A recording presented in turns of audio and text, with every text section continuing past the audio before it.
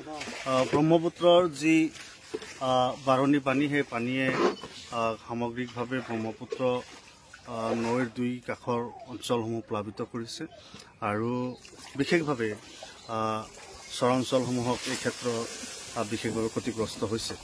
আমি চেঙা সমষ্টিৰ বিধায়ক হিচাপে আমি দেখিছোঁ যে আমাৰ সমষ্টিৰ এক বৃহত্তৰ অঞ্চল প্লাবিত হৈছে। আমি যোৱাকালিৰে পৰা বা তাৰ আগদিনাৰ পৰা আমি বিভাগীয়ভাৱে যিখিনি ব্যৱস্থা ল'ব লাগে সেইখিনি লোৱাৰ কাৰণে চেষ্টা কৰিছিলোঁ।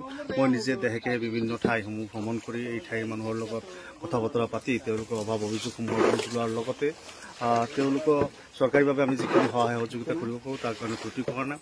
ইতিমধ্যে আমাৰ চাৰ্কল অফিচাৰসমূহ গাঁওবুঢ়া গোটেইখিনি ফিল্ডতে তেওঁলোকে লাগি আছে। একেদৰে জলসম্পদ বিভাগ হওক বা PWD ৰুটছ বিভাগ হওক তেওঁলোকেও নিজৰ নিজৰ লেভেলত তেওঁলোকে পুৰুষাৰ্থ কৰিছে। কেইবা ঠাইত গৰাখহনীয়াৰ বিৰাট প্ৰকোপ দেখা গৈছে আৰু গৰাখহনীয়া এই বানপানীৰ সময়ত প্ৰতিৰোধটো বৰ বিশেষভাৱে সম্ভৱ নহয় আৰু আনকি কাছুমাৰাত যি গৰাখহনীয়া ইতিমধ্যে অব্যাহত আছে। আমি যোৱাকালি সেই ঠাইলৈ গৈছিলোঁ আৰু আজিও কাছুমাৰা বজাৰ অঞ্চলত আমি ভ্ৰমণ কৰিম। যোৱাকালি আমি যি দেখিছোঁ যে এই সময়ত ৰাস্তাৰ ওপৰেৰে আপোনাৰ গাড়ী ঘোঁৰা নিব পৰা অৱস্থা নাই। আমি পাৰ্কো পাই নানি আঠবাটৰ পৰা ঘূৰাই অন্য ঠাইত আনলোড কৰিবলগীয়া পৰিস্থিতি হৈছে। আমি কাছুমাৰা অঞ্চলৰ গৰাখহনীয়াৰ কাৰণে প্ৰতিৰোধৰ ব্যৱস্থা আমি যি সময়ত কৰিছিলোঁ সেই সময়ত যিখিনি প্ৰটেকশ্যন হৈছিল তাৰপিছতো দেখা গ'ল যে খুব ব্যাপকভাৱে গৰাখহনী এই অঞ্চলটোত চলিছে। সমষ্টিবাসী জনগণক আমি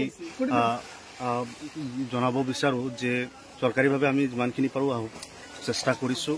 আপোনালোকৰ সকলোৰে সহযোগিতা লাগিব। ধৈৰ্যৰে কষ্টৰে আমি এই প্ৰাকৃতিক দুৰ্যোগক আমি মোকাবিলা কৰিব লাগিব আৰু এই সময় সকলোৱে নিজৰ সন্তান বা শিশুসকলক যাতে অধিকভাৱে গুৰুত্ব দিয়ে, তেওঁলোকক যাতে চোৱা চিতা কৰি ৰাখে। কাৰণ বানপানীৰ সময়ত কেইবাটাও ঘটনা ইতিমধ্যে পোহৰলৈ আহিছে যে পানীত পৰি লোকৰ সলিল সমাধি হৈছে।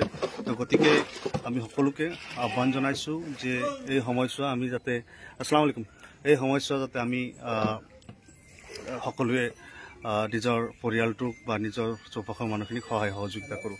এই মুহূৰ্তত আমি আপোনাৰ মৰিচাকান্দি, লক্ষীপুৰ, পামপাৰা ইত্যাদিবিলাক অঞ্চল আছোঁ। আমি নাৱেৰে এই অঞ্চলবিলাক ভ্ৰমণ কৰিছোঁ। ডাঙৰ নাও এই অঞ্চলবিলাকত আহিব নোৱাৰে। ডাঙৰ নাওটো নদীৰ কাষত ৰাখি আৰু আমি সৰু নাৱেৰে মানুহৰ গাঁওসমূহৰ ভিতৰত আমি সোমাই আহিছোঁ।